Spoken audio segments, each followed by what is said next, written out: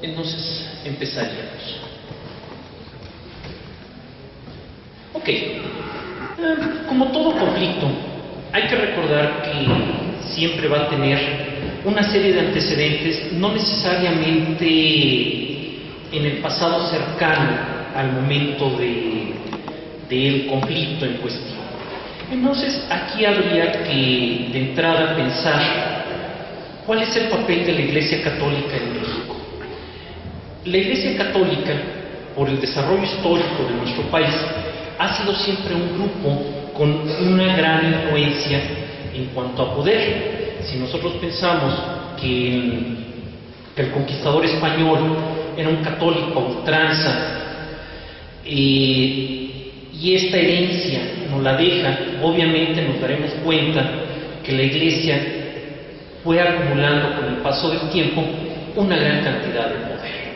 Obviamente vienen los diferentes conflictos con los grupos liberales o no conservadores, entre otros líderes de estos grupos, Benito Juárez, que buscan disminuir este poder. Entonces, obviamente, en toda la parte del siglo XIX encontraremos grandes conflictos entre el grupo conservador, que lideraban religiosos, contra el grupo liberal, que buscaba disminuir su influencia. Obviamente se dan las leyes de reforma con el objetivo de disminuir tanto el poder económico como su poder político. Bueno, así llegamos a la época en que Porfirio Díaz sube al poder. Obviamente hay un cambio radical, un cambio radical en la política del general Porfirio Díaz, en donde empieza a haber un acercamiento con los grupos religiosos y los dejan hacer, incluso, bueno, así como un dato cultural, pensemos que el obispo de México en ese momento es el que oficia la misa de la boda del general Porfirio Díaz, y recordemos que es el mismo que hace la invitación al emperador Maximiliano, entre otras personas, para venir a convertirse en emperador a México. Obviamente la Iglesia aprovecha este periodo de buenas relaciones con el gobierno para realizar lo que sería una segunda evangelización, que, como veremos, va a tener gran influencia en momentos posteriores, cuando se da la guerra cristera. Ok, viene la revolución. De inicio, los primeros 3 años, de 1910 a 1913, las relaciones de la Iglesia siguen siendo muy buenas con el gobierno. Obviamente sigue aumentando la influencia de la Iglesia en las personas, y obviamente como grupo de poder, pero viene el triunfo del grupo constitucionalista, lo cual va a cambiar radicalmente el panorama de las relaciones gobierno-iglesia, sobre todo en el momento en que viene la redacción y evidentemente la promulgación de la nueva Constitución de 1917. Recordemos que en este sentido Venustiano Carranza, que era el líder máximo de los constitucionalistas, es un gran admirador de Benito Juárez, y por lo tanto él quiere de alguna manera, entre otras cosas, imitarlo, y él dirige a esta nueva Constitución a que sea algo muy semejante a las leyes de reforma de la Constitución de 1857. Y obviamente uno de sus objetivos es buscar disminuir el poder de la Iglesia.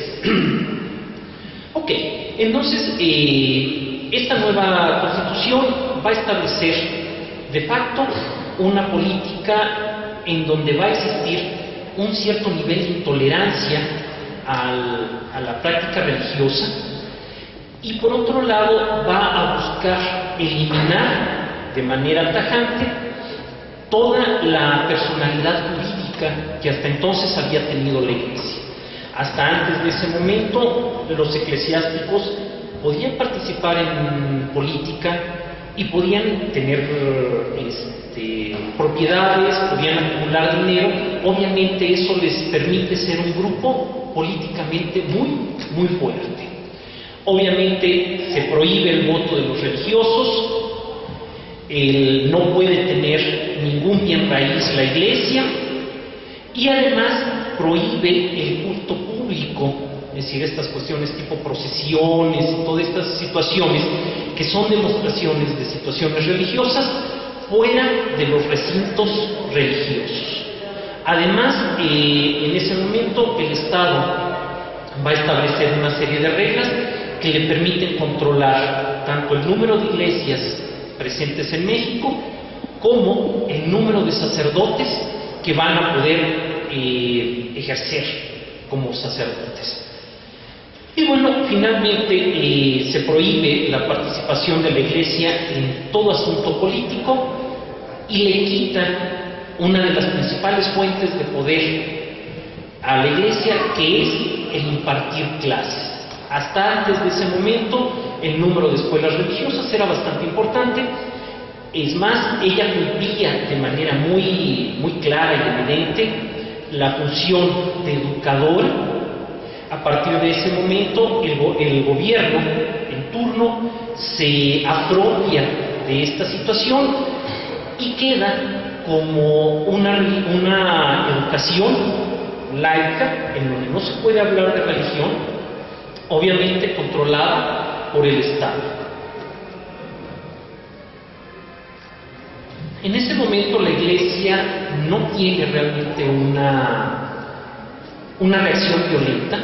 Ellos buscan más bien una negociación con el gobierno para que no se ponga en vigor este tipo de reglas. Y por otro lado, bueno, también hay que recordar que parte de los constitucionalistas, el grupo sonorense, conformado por principalmente Obregón y Calles, tenían una cierta tendencia al socialismo, que también eso es importante y va a terminar siendo un antecedente muy fuerte para el inicio de las hostilidades. Y obviamente, bueno, empieza a haber una organización por parte de los católicos en busca de revertir este tipo de reglas, o estas reglas impuestas por la nueva Constitución. Ok, cae el gobierno carrancista, sube al poder el general Álvaro Obregón, y bueno, durante su gobierno empieza ya una intensificación del conflicto. Los choques entre la CROM, que sería una asociación cercana al gobierno de carácter laico, empieza a enfrentarse con una asociación que se conoce con el nombre de Acción Católica de la Juventud Mexicana, ACJM por sus siglas. El conflicto empieza a escalar en intensidad hasta el enero de 1923, en donde el delegado apostólico Ernesto Filippi es invitado a bendecir el Cerro del Cubilete para la construcción de un Cristo Rey, de una estatua de Cristo Rey en el mismo, lo cual es interpretado por el gobierno como una clara provocación por parte de los grupos religiosos, situación que termina provocando que al señor Filippi se le aplique el artículo 33, y recordemos que este artículo contempla la expulsión de extranjeros no gratos o no gratos. Obviamente el gobierno, aparte de la expulsión del señor Filippi, ordena que se implementen los artículos 3, 27 y 130, que son los relacionados a la educación y al carácter que debe de tener la Iglesia. Obviamente el conflicto va escalando en intensidad. En 1925 y 26 estamos hablando ya del gobierno de Plutarco Elías Calles.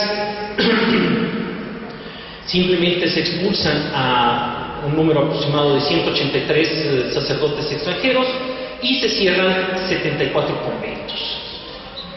Obviamente ya la Iglesia empieza a ver claramente que la ofensiva contra ellos y su poder político empieza a ser demasiado intensa. Obviamente esto va a provocar que la Iglesia empiece ya a tener, por un lado, más organización, empiece a haber manifestaciones y empiece a haber algunos brotes de violencia alrededor de estos intentos de implementación de nuevas reglas de operación para la Iglesia. Y una de las ideas que manejaba el general Calles era que un católico jamás podría ser un buen ciudadano porque le debía lealtad a su Iglesia, y esto no le permitiría tener lealtad para con su país. Obviamente, bueno, esa es una concepción que tenía él, evidentemente no necesariamente tan real. Bueno, en esas mismas épocas viene la fundación, auspiciada por el mismo gobierno de Calles, de lo que se conoce como la Iglesia Católica Apostólica Mexicana, que era una iglesia de tipo cismático que, si bien es cierto, buscaba o tenía idénticos principios de la doctrina cristiana, no aceptaba la autoridad del Papa como autoridad máxima de la Iglesia. La fundación de esta iglesia cristiana, bueno, de la ICAM, es el 21 de febrero de 1925, y esta se da con apoyo de la CRON, que incluso les consiguen un templo, el Templo de la Soledad, que va a ser su sede. Sin embargo, obviamente la Iglesia Católica ya reacciona de manera mucho más fuerte y más violenta, y el 23 de febrero, un par de días después, recuperan el convento, bueno, el Templo de la Soledad, y obviamente sube de intensidad las manifestaciones de los cristianos en favor de la no aplicación de lo que se conocerá como la Ley Calles. Bueno, el gobierno va a reaccionar simplemente aumentando el nivel e intensidad de la represión. Gobernadores muy cercanos a Calles, como Garrido Canaval de Tabasco, promulgan y ponen en marcha un decreto que obliga a que los sacerdotes, si quieren oficiar misa, tengan que casarse. Obviamente esto es una situación que es una afrenta para la religión cristiana, que uno de sus votos para poder ser sacerdote es el mantenerse célibe. Ok, en el caso del estado de Tamaulipas, el gobierno tamaulipeco simplemente prohíbe que los sacerdotes extranjeros oficien misa. Bueno, como reacción de parte de la Iglesia Católica, el obispo Manríquez y Zárate de Huejutla, en Hidalgo, manda una carta, y bueno, hace pública una carta expresando su desacuerdo y protesta por esta escalada de parte del gobierno en contra de la Iglesia Católica. Y el gobierno reacciona simplemente apresándolo y metiéndolo a la cárcel. Ok, en marzo de 1925 se funda la Liga Nacional para la Defensa de la Libertad Religiosa, que busca de alguna manera organizar a los cristianos laicos para la defensa de su fe. Obviamente el gobierno rápidamente declara a esta Liga Nacional como un elemento non grato, y obviamente la declara ilegal, lo que obliga necesariamente a la Liga a pasarse a la clandestinidad, puesto que las posibilidades de ser arrestado o algo peor eran muy elevadas.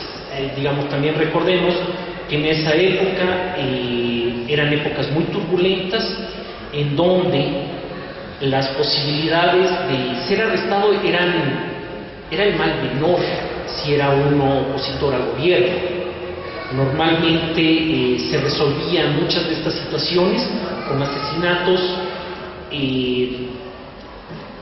revestidos de cierta legalidad alrededor de algún supuesto crimen, ¿no? Bueno, obviamente el líder sería el señor Miguel Palomar Vizcarra. Persigue el objetivo de conseguir que se regresen o se restituyan las libertades religiosas, pero obviamente, al menos al inicio, sí buscaban un camino legal, es decir, haciendo todo lo necesario ante las cámaras correspondientes para que hubiera modificaciones a la Constitución que les permitieran que esta ley Calles se derogara. Ok. Y por otro lado, bueno, el Comité Episcopal sigue a marchas forzadas las negociaciones con el gobierno, que ahí habría que recordar que aún algunas reuniones que tuvieron con el general Calles terminaron con francas provocaciones del general Calles a que se lanzaran a una lucha armada si querían revertir las cosas. Una frase, si no con palabras textuales, pero sí semejantes, a que si lo que quieren es tener el poder, láncense por él.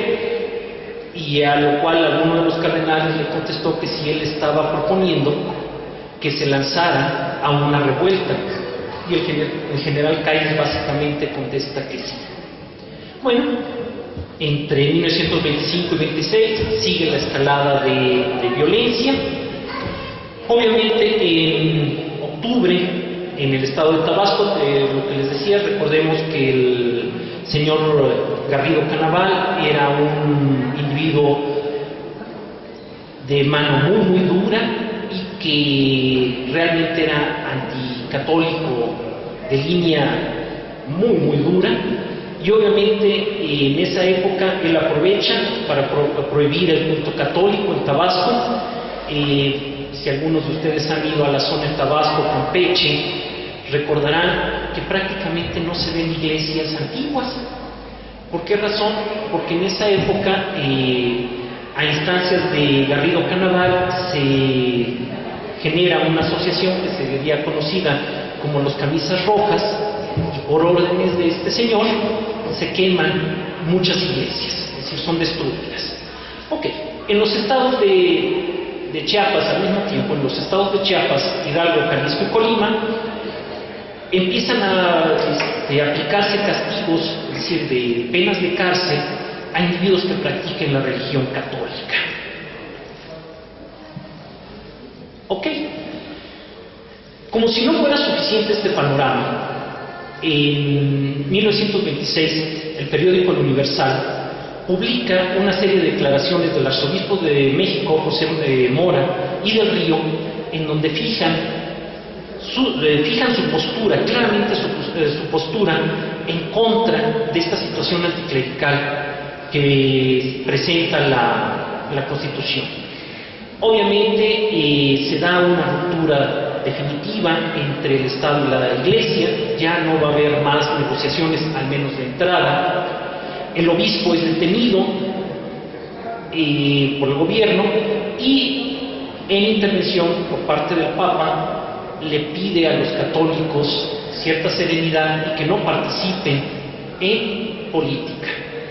También en ese momento se promulga la ley Calles y, entre otras cosas, va a haber una expulsión de sacerdotes extranjeros y, por otro lado, la clausura de todas las escuelas de corte religioso. Ok. También se va a limitar el número de sacerdotes. En este sentido, la proporción queda de 6,000 habitantes por cada sacerdote. Si ustedes se dan cuenta, es bastante pequeña.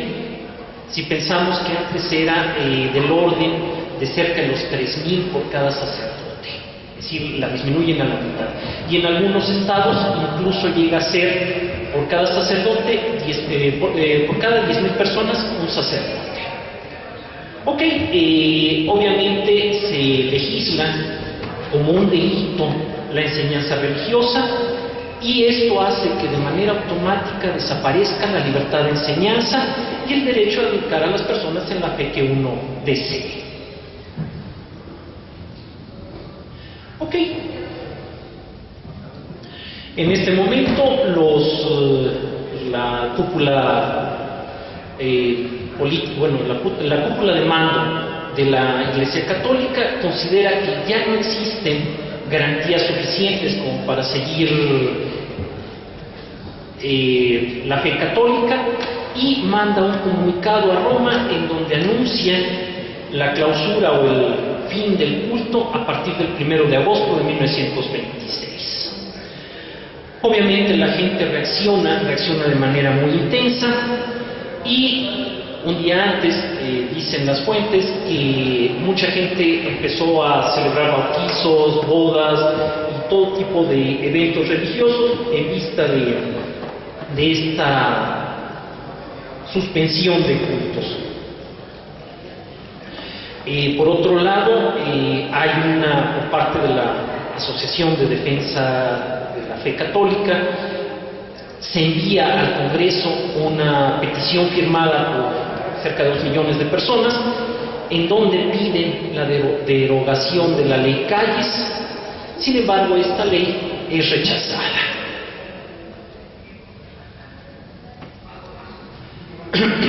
También hay un intento por parte de la Asociación de Defensa de la Fe Católica pidiendo hacer un boicot en contra del gobierno, evitando el pago de impuestos, compra de productos gubernamentales, de gasolina y otra serie de productos que pudieran darle algún ingreso al gobierno. Esto realmente, si bien es cierto, tuvo una cierta repercusión. No fue en contra del gobierno, simplemente terminó dañando un poco más la ya endeble economía mexicana, pensando que venían recuperando de una guerra bastante prolongada, que fue lo que en historia se conoce como revolución. Ok, así llegamos al año de 1927. En este momento, en enero, empieza el levantamiento armado.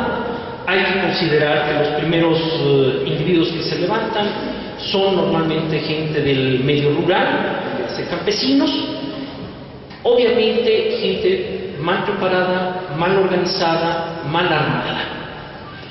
Bueno, pero ahí, el movimiento empieza a tomar importancia y genera su grito de batalla, que era con el que normalmente se lanzaban al combate, de Viva Cristo Rey y Santa María de Guadalupe.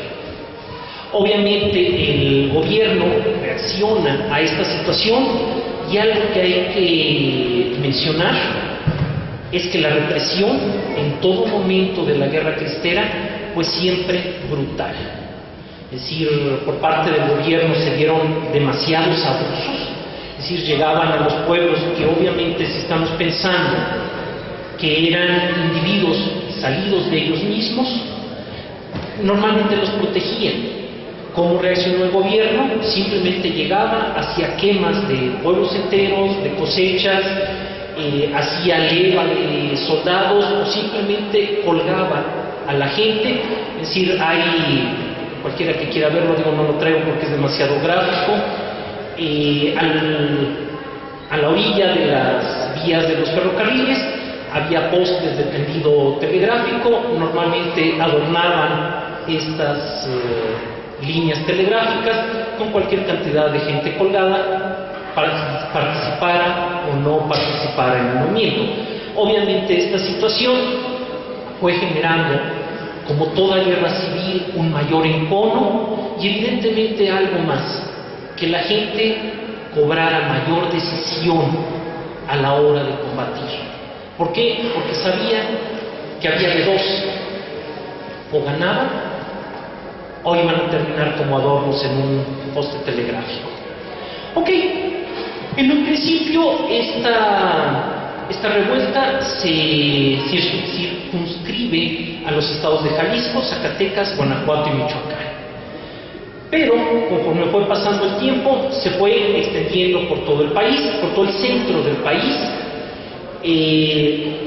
La Liga hace una consulta al Comité Episcopal sobre si es o no legal el levantamiento armado, a lo cual contesta que sí. Sin embargo, algo que también hay que recordar, que la cúpula de mando de la Iglesia Católica se deslinda del movimiento, que además va a tener una repercusión muy importante al final de la misma. Ok, evidentemente, si estamos hablando de un movimiento casi espontáneo, evidentemente va a ser un movimiento de guerra de guerrillas que no va a tener realmente mucha importancia en ese instante, amigos, ni mucha organización. Lo que decíamos, la represión por parte del gobierno siempre fue brutal, incluida la situación con sus tropas. Eventualmente hay alguna anécdota de que en algún momento un general del gobierno del Ejército Federal vio a un soldado bañándose y traía su escapulario, lo mandó fusilar, nada más por eso, ¿no?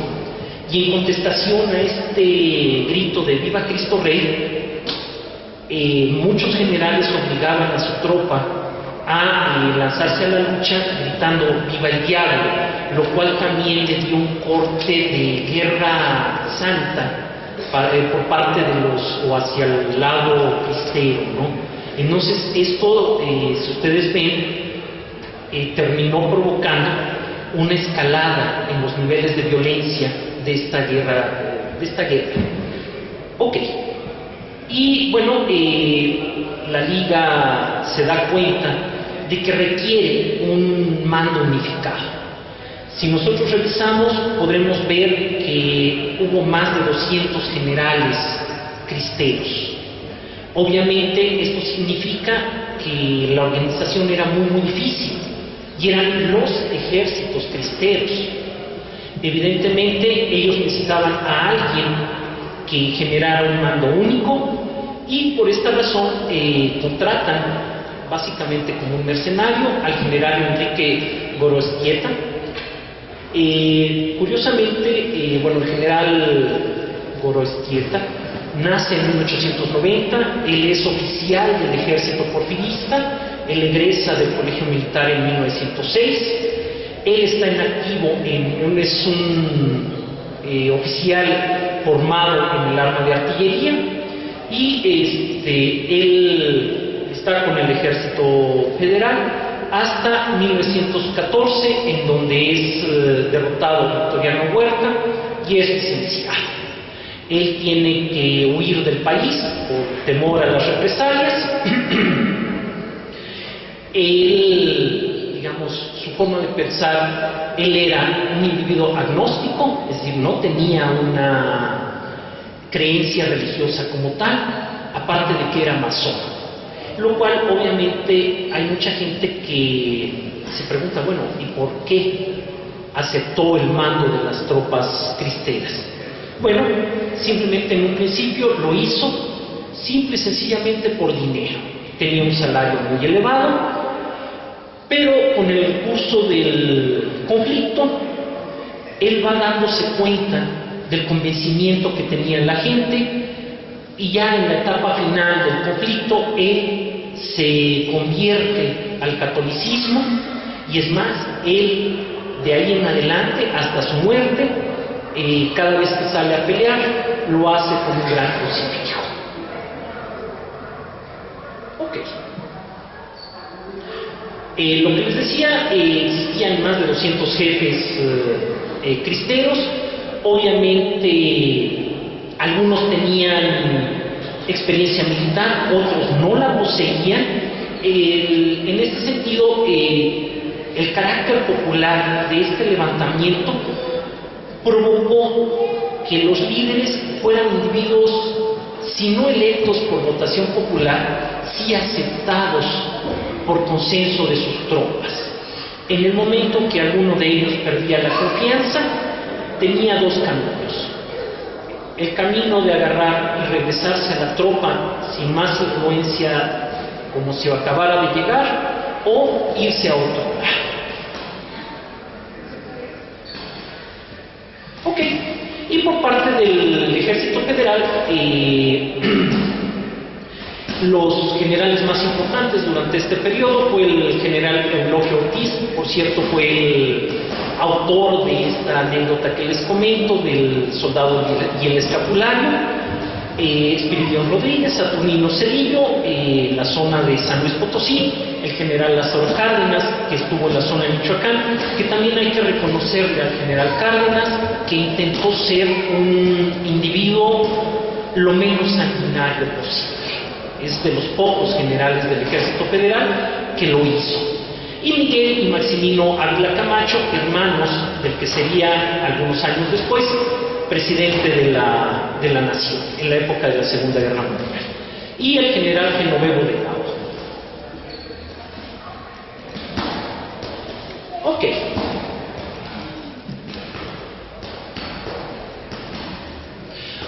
Bien, lo que mencionábamos anteriormente, el número de personas levantadas fue cada vez en aumento.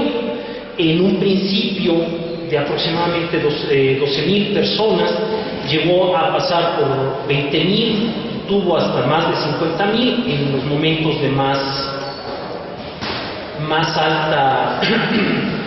alto enrolado a las filas cristeras.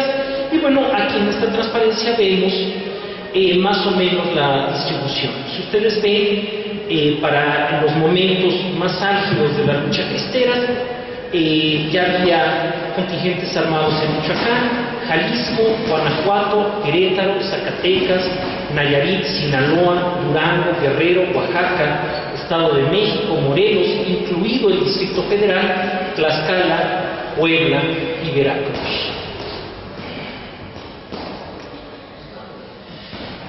En ese sentido no vamos a describir cada una de las batallas, porque consideremos que la gran mayoría de las acciones de la guerra cristera fueron situaciones de emboscadas, de guerra de guerrillas, más o menos organizadas.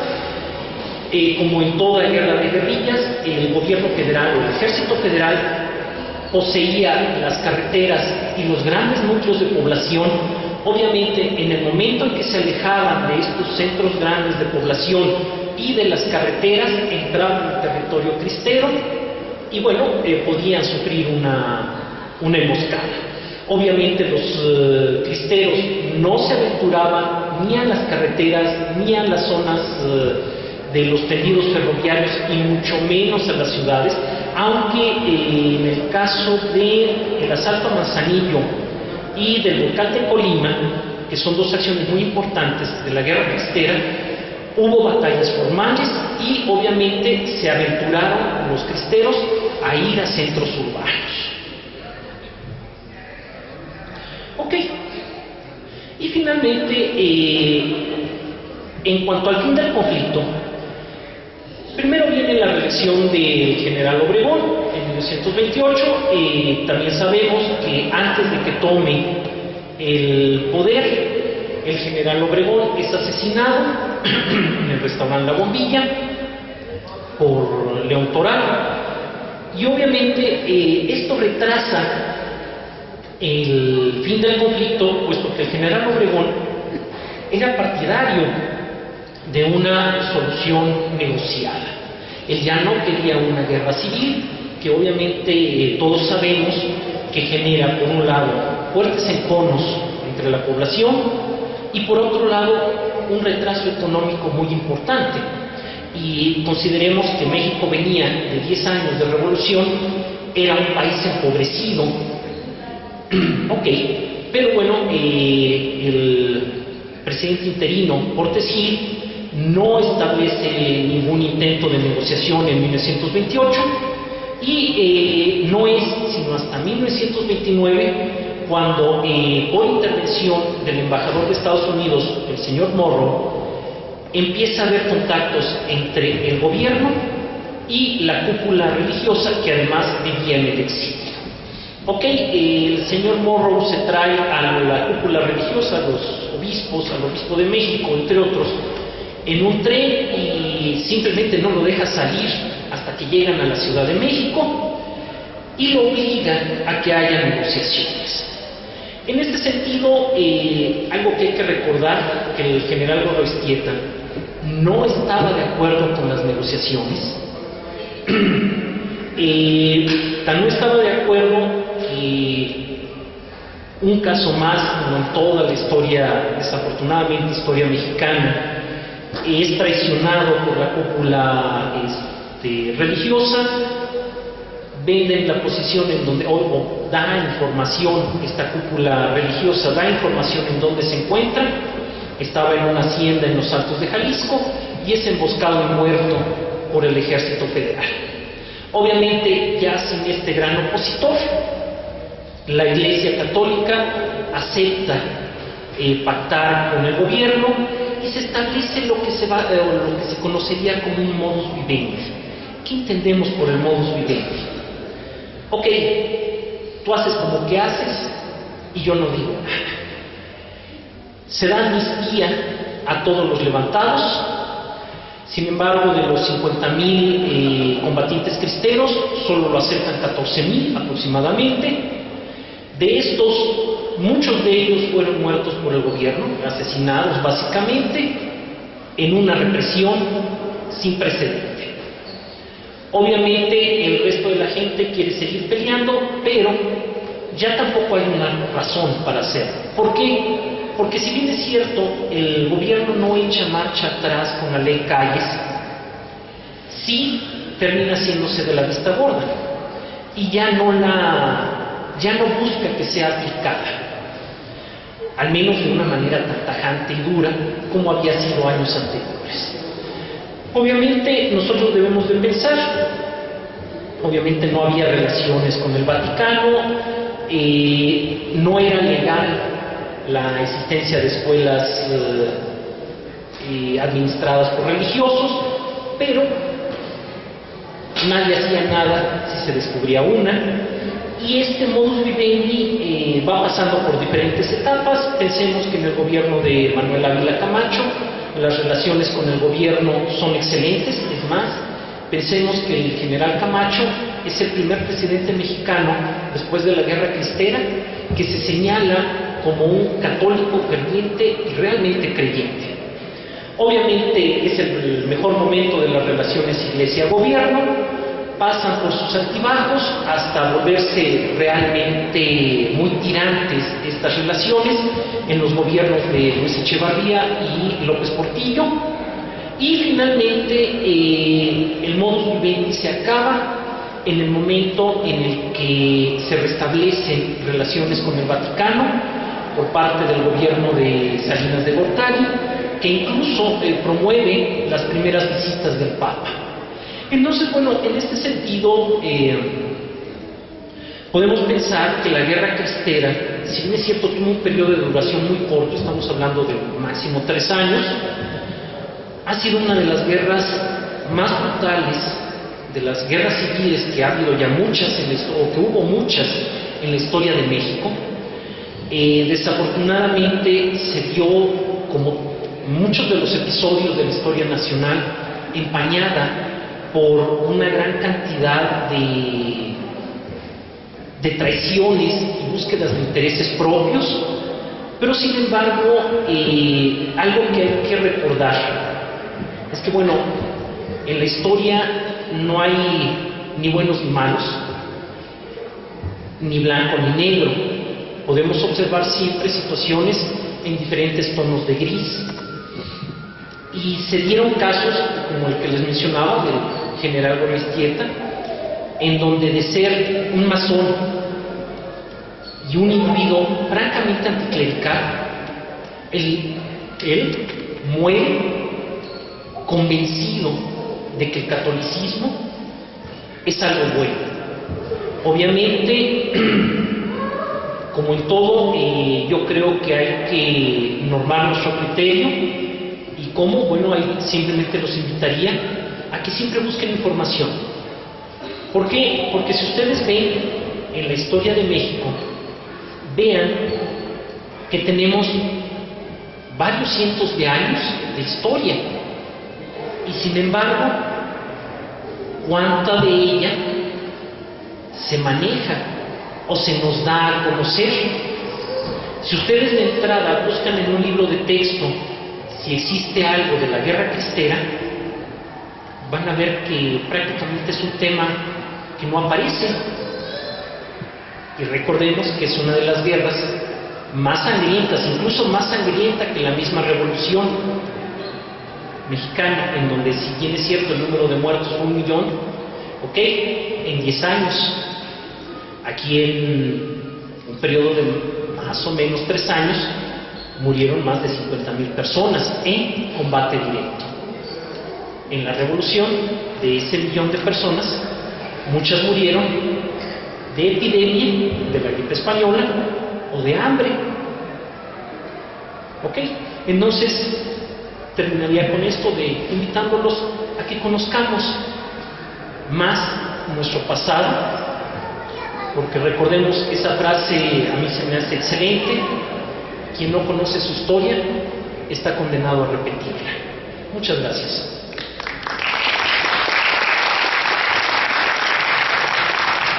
Muchas gracias.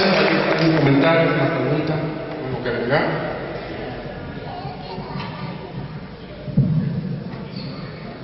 Bueno, pues sería todo entonces. Muchas gracias. Señor Ignacio Romero, por favor, puede acercarse al estrado.